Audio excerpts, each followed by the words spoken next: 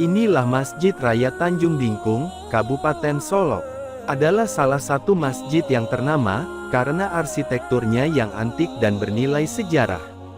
Masjid ini dibangun pada tahun 1928, dan selesai pada tahun 1932. Pada awalnya, bangunan masjid ini masih bersifat semi-permanen, namun saat ini sudah direnovasi.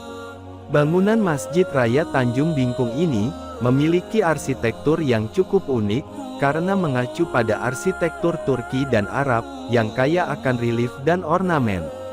Arsitektur bangunan Masjid Raya Tanjung Bingkung ini, dibuat oleh Syekh Mahdum, sekembali beliau dari menuntut ilmu, selama 10 tahun di wilayah Mesir dan Arab Saudi. Syekh Mahdum, lebih dikenal dengan nama Angku Jungwik, anak dari Angku Kapalo Inyik Datuk Rajo Alam, yang pada waktu itu menjadi kepala nagari Tanjung Bingkung.